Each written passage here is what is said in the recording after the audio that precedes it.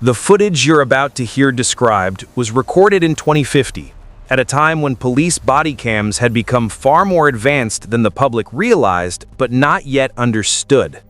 What you're about to witness didn't just change policing, it changed the world's understanding of how fast danger can arrive, and how technology can sometimes see what humans cannot. This is the story of the AI cop assistant, the autonomous co-pilot system that stunned the nation when it predicted violent behavior seconds before officers saw anything wrong. At first, the idea sounded absurd. How could software anticipate a threat before a trained officer recognized it? How could lines of code see danger in the subtle rhythms of a suspect's posture or tone of voice? Most people dismissed it as sci-fi marketing. Most officers didn't trust it. Nobody expected it to work. But all of that changed the night these body cam clips went public. The video opens with a calm suburban evening. Quiet streets, warm streetlights, the hum of electric cars rolling past neatly trimmed lawns. Officer Daniels is conducting what appears to be a routine traffic stop. No raised voices, no tension, no abnormal behavior. The driver hands over his license, smiles nervously, and says he's late for a family dinner. Everything feels normal, almost too normal. Daniels asks a couple simple questions. The man answers politely. Then the AI cop assistant, visible only through the officer's visor overlay, activates. A soft tone first, then a message displayed in calm blue text. Behavioral divergence detected. Daniels blinks. Behavioral divergence? The man is barely moving. The AI continues, voice steady, emotionless. Elevated wrist tension. Adrenal spike detected. Hand trajectory prediction. Reaching motion. Risk level 87%. Recommend step back. Daniels hesitates. His instincts scream that everything is fine. But something, maybe the tone, maybe the data, pushes him to listen. He steps back 1 foot, then 2. It happens instantly. The driver's right shoulder dips, so subtle the human eye barely perceives it. Then the hand shoots downward. Before the fingers can reach under the seat, Daniels is already moving, already issuing commands, already 1 step ahead. And that 1 step is everything. Backup arrives. The weapon hidden under the seat is secured. No shots fired, nobody hurt. The clip floods social media overnight, not because of the save, but because of the timing. Analysts break down the moment frame by frame. They discover the AI detected a subconscious muscle twitch in the driver's forearm a full 0.32 seconds before the reach. That tiny fraction of a second created a buffer, enough space for Daniels to react before the threat fully formed. America is stunned. What happened next was something no one expected. Not the public, not police departments, and certainly not the officers wearing the new AI cop assistant systems. Because as the footage continued to circulate, showing split-second predictions and near misses avoided with uncanny precision, a new realization emerged. The AI wasn't just assisting officers, it was challenging their instincts. And for a profession built on intuition, experience, and gut reactions, that challenge created tension unlike anything policing had ever seen. The section opens with a montage of officers gathered in briefing rooms across America, some watching the viral AI-triggered moments with wide eyes, others folding their arms skeptically, trying to understand how a digital co-pilot could read situations faster than they could. Officer Daniels, whose traffic stop footage became the first viral clip, recalls his initial discomfort. "I didn't like it at first. It felt like something was second-guessing me, like it was judging my decisions before I even made them." But then he pauses, looking straight into the interview camera. "But when I watched the playback, I realized the truth. The AI wasn't second-guessing me, it was seeing what I didn't." The documentary zooms into a dramatic moment from another city, Chicago, 2050, a fraught domestic dispute. Officers Kim and Navarro arrive at a house where neighbors reported shouting and a possible physical altercation. Inside, everything looks calm, too calm. The man at the doorway smiles, speaks softly, hands visible. He apologizes for the disturbance. Kim begins to relax. She's been on this kind of call 100 times. The AI assistant interrupts. Officers, adrenal spike detected. Guilt response pattern. Risk elevated. Recommend maintain distance. Kim ignores it at first. The man seems cooperative, calm, polite. But then the AI adds something chilling. Subject is glancing at a location of interest, 4 feet behind him. Navarro catches the subtle eye dart on the replay, but in the moment, Kim didn't see it at all. The officers subtly reposition, and finally, they ask the man to step aside. Behind him, barely visible unless someone was searching for it, is a small handgun tucked behind a picture frame. Kim steps back on camera, shock clear on her face. Not panic, not fear, just the realization that she nearly missed something that could have been fatal. The AI wasn't telling me what to do, it was telling me what I didn't realize I needed to look at. The narrator drives the point home. The human brain notices threat in macro patterns, raised voices, visible weapons, sudden motions. The AI cop assistant analyzes micro patterns, eye flicks, breath changes, micro sweats, concealed limb tension, and stress indicators invisible to our vision. The next footage is one of the most debated encounters of the entire documentary. This time, a night incident on the edge of Las Vegas. Officers respond to a report of There are moments in policing that define eras, moments that don't just reveal danger, but transform how a nation understands it.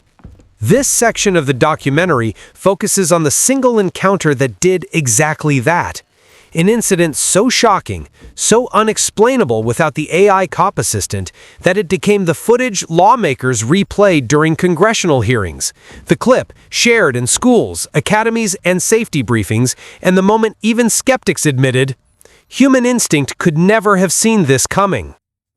The footage begins on an unassuming fall evening in Portland. Light rain taps against the windshield of Officer Marin's cruiser as she drives along a quiet industrial block. Warehouses, shipping containers, a few security lights flickering overhead. Nothing out of the ordinary. She's responding to a routine call. A man loitering behind a warehouse, acting suspicious. It sounds like nothing. She expects it to be nothing. Her body cam captures her humming softly, relaxed. But as soon as she steps out of the vehicle, the AI cop assistant activates.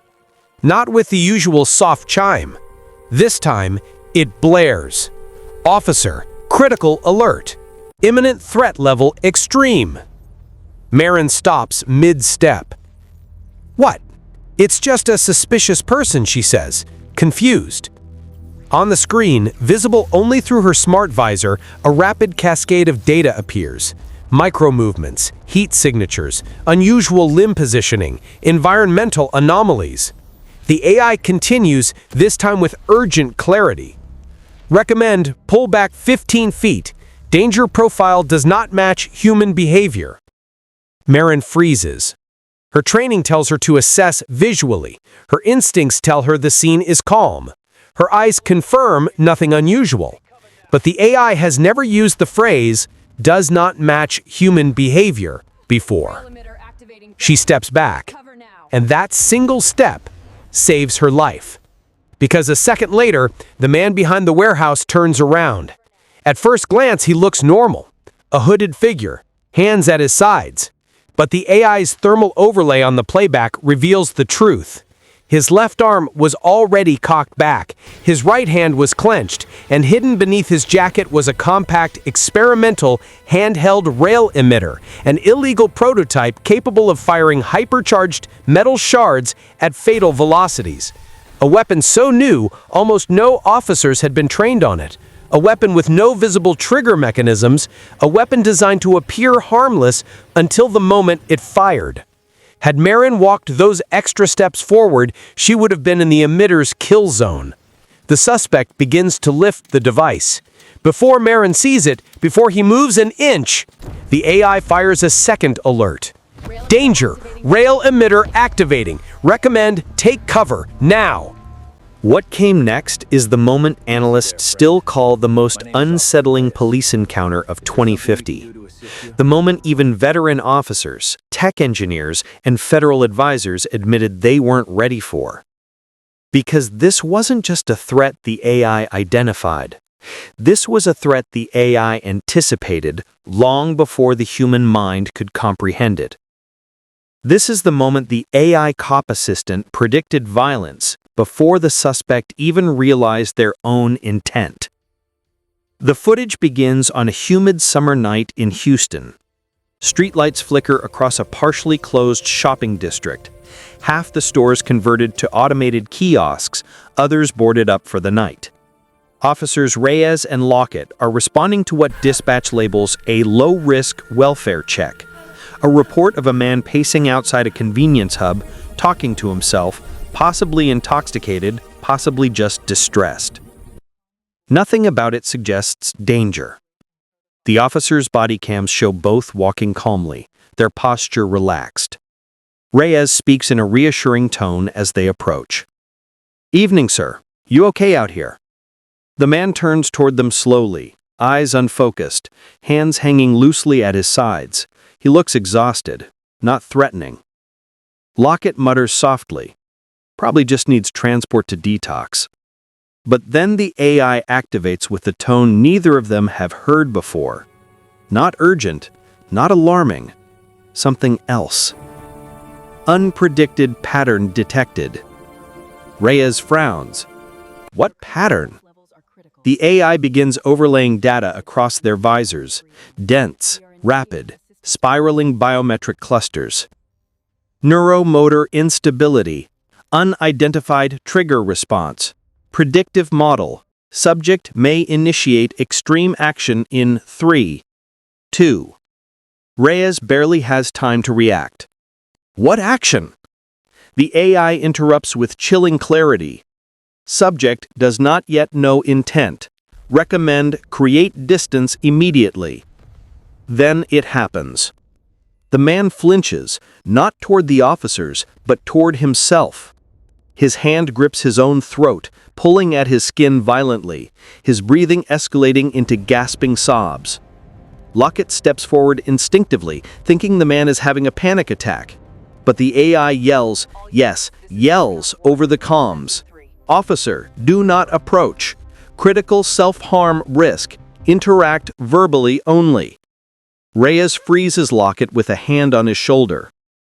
And seconds later, the man reaches for the curbside delivery box beside him, a metal construction panel with exposed inner edges, sharp, heavy, dangerous. He isn't attacking the officers. He's trying to harm himself. The AI saw it coming before he did. In the footage, Reyes speaks with a calm firmness. "Sir, look at me. You're okay. Just breathe. Put your hands down." The man trembles, confused, wavering on his feet. The AI continues feeding data. Self-harm risk reducing. If the previous encounter showed how the AI cop assistant could save individual lives, the next incident would prove something far more staggering, something that shook the nation to its core. Because what happened next wasn't about one officer, or one suspect, or one moment of panic. It was about hundreds of people, and a single second that could have turned into a national tragedy. The footage begins on a warm Saturday afternoon in downtown Los Angeles. A street festival is underway. Colorful banners, floating holographic vendors, live music amplified by hovering microspeakers. Families stroll through the streets, children chase delivery drones, food stalls sizzle with fusion cuisine. It's a utopia of 2050 urban life. Officer Talbot and Officer Frey are assigned to routine crowd monitoring. Calm, predictable work. Their body cams show them weaving through the crowd, greeting vendors, scanning for routine issues. Neither of them notices the man standing near the edge of the plaza. Not yet. He looks ordinary. Backpack, casual clothes, no visible signs of distress. Even when he adjusts his bag strap, nobody notices. Even when he shifts his weight, nobody reacts. But the AI cop assistant does. It spots him instantly. A flashing red alert fills both officers' visors. High-risk profile detected. Subject behavioral divergence level 96%. Talbot frowns at the notification. Who? Where? A glowing outline appears on his HUD, highlighting the man in the far corner. Frey squints at the figure. What's he doing? He's just standing there. The AI responds with terrifying precision. Micromotor patterns detected. Backpack mass distribution suggests illegal modification. Heat signature rising. The officers freeze. Heat signature? Redistributed weight? Talbot takes one step closer, zooming in on the suspect from behind a vendor canopy. Then the AI issues the single most critical alert ever recorded in bodycam policing. Warning: backpack device activation sequence initiated. Estimated detonation time 1.7 seconds. Everything inside Talbot's mind goes silent. No instinct could have saved them. No officer, no matter how trained, could have recognized danger in time. There was no visible trigger, no hostile stance, no hostile move. Just a man lowering his head and resting his hand on a backpack strap. Frey's voice trembles on the recording. Talbot, what do we do? There is no time to think. The AI takes over with a final message. Recommend shockwave derailment protocol. Execute now. Talbot reacts on instinct, not his own, but the AI's. He grabs a nearby autonomous vendor cart, lightweight, shielded, and slams his palm against its manual override panel. The AI sinks instantly, forcing the cart's anti-collision system to fail. The cart surges forward on a direct collision. The Plaza incident should have been the moment the country united around the AI cop assistant. An undeniable success story where a single algorithmic prediction prevented the unthinkable. But instead, it triggered something no one anticipated. A wave of fear, anger, and political backlash so intense that it nearly shut the program down entirely. The section opens with a stark contrast. On one side of the screen, a replay of Officer Talbot diving behind cover as the sanitation dock erupts in a burst of white-hot flame. On the other, a mosaic of news clips, congressional speeches, viral social posts, and protest footage, all screaming variations of the same question. If an AI can predict who is dangerous, who decides what happens next? Even though the AI had saved hundreds of lives, people were terrified of what else it might be capable of. The narrator sets the stage. History has shown that every breakthrough, every leap in technology comes with fear. But this time, fear wasn't born from malfunction. It was born from success. The story cuts to a late-night talk show. The host, normally a comedian, pauses between jokes and looks into the camera, visibly uneasy.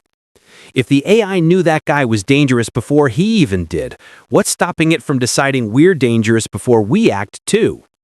Laughter is sparse. The line hits differently. Then the documentary shifts to a protest in Washington, D.C. Thousands march past the Capitol with holographic signs reading, "No pre-crime in America. We are not algorithms. Stop AI policing before it stops us." Chants echo through the streets. Drone cams float overhead, capturing the tension. Inside a packed hearing chamber, lawmakers question experts with rising hostility. A senator slams his fist against the desk. "You're telling me this system detects dangerous intent before it forms? How is that not mind reading?" A tech engineer tries to answer calmly. It isn't mind reading, it's pattern prediction, biomechanics, physiology, thermal signatures, micromovements. The senator interrupts. Patterns? That bomb carrier didn't even know the device was armed. You mean to tell us the AI understood his danger better than he did? How do we regulate something like that? A voice from the audience shouts, "Shut it down!" The chamber erupts. The documentary transitions to Officer Frey, speaking softly during an interview. You save a crowd of families and suddenly people think you're part of something dangerous, like the AI is controlling you. That wasn't what happened. The AI didn't act for us. It warned us. We made the choices. But the public didn't see nuance. They saw fear in the AI's accuracy. The next clip shows an emergency meeting inside the Federal Policing Technology Council. Analysts, commanders, and engineers argue around a holographic table, displaying the plaza explosion scenario. One commander says, "We can't let public panic dictate life-saving tools." Another fires back, "If people don't trust the AI, they won't trust us." Meanwhile, the media fans the flames. Panel shows flood the airwaves. Is the AI too powerful? When the AI comp assistant was shut down, America didn't notice it at first.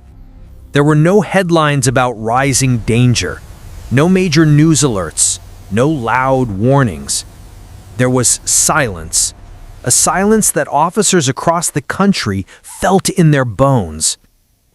The narrator opens this section with a chilling line. For months, the AI kept officers alive with a whisper. They didn't realize how loud that whisper really was until it disappeared.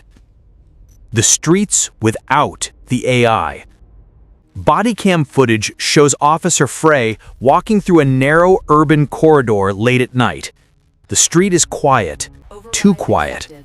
He pauses as he reaches a blind corner. Before, the AI would have spoken. High tension posture ahead, prepare caution. But now, nothing.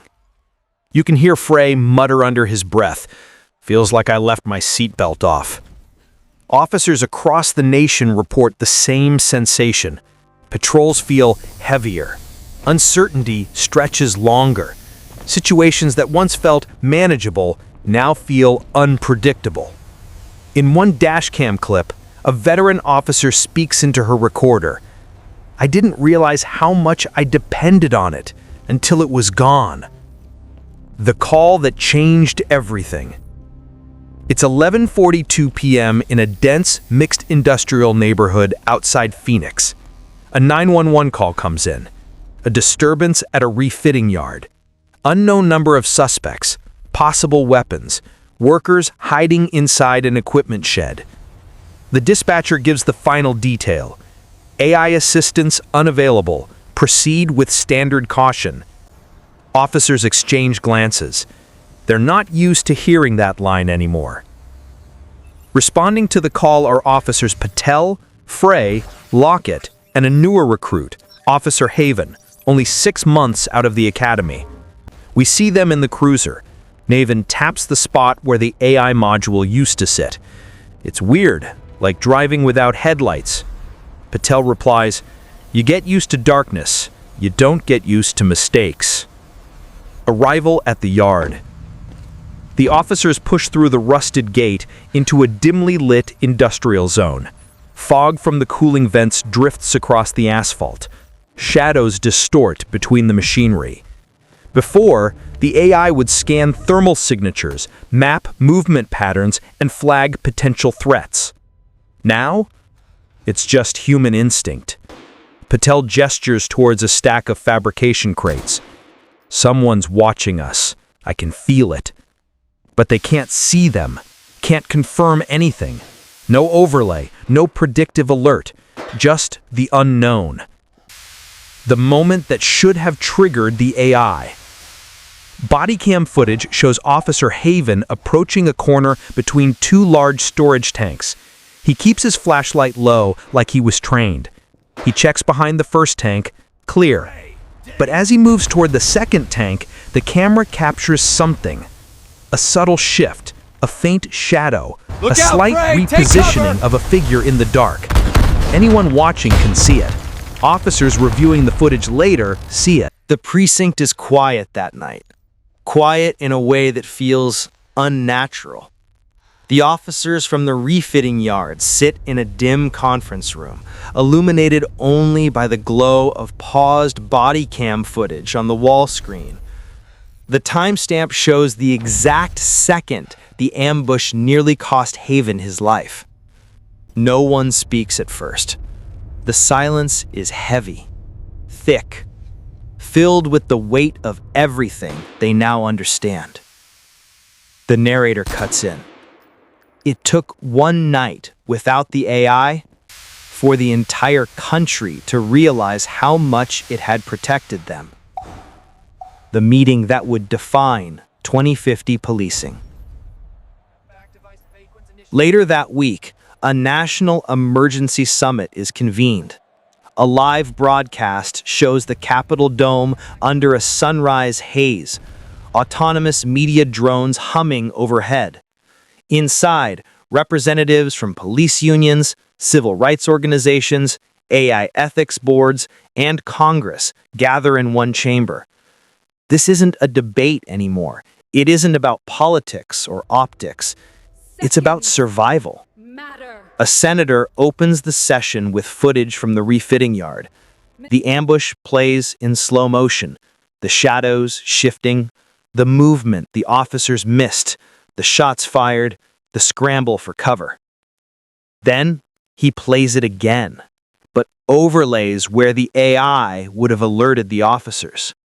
Red warning markers appear in the exact spots the suspects had hidden. The room falls into stunned silence. No one mocks the technology anymore. No one jokes about AI taking over. Instead, they see a chilling reality. Without it, we're walking blind into danger. Testimony that changes everything. Officer Patel steps forward to speak. She doesn't raise her voice. She doesn't dramatize. She simply tells the truth. When the AI was active, we didn't draw our guns as much. We didn't escalate. We didn't panic. It warned us when danger was real and stayed silent when it wasn't. She pauses, looking directly at the committee. Without it, we almost lost Haven. And if we lost him, that's on the system, not the streets. Next, Haven, still shaken but steady, steps up.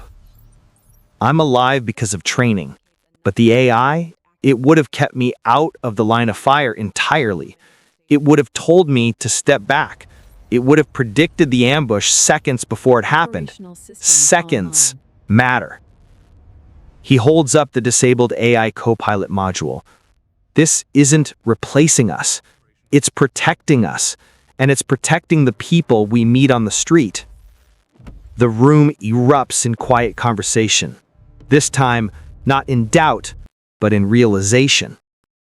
The return of the AI cop assistant. By the end of the hearing, the conclusion is unanimous. The AI cop assistant must be reactivated. Not eventually, not cautiously, but immediately. But with strict, transparent rules. Every prediction is logged, reviewed, and stored. No AI alert can justify force on its own. Human judgment remains primary. Alerts must be available for public audit. Civilian oversight committees are granted full access.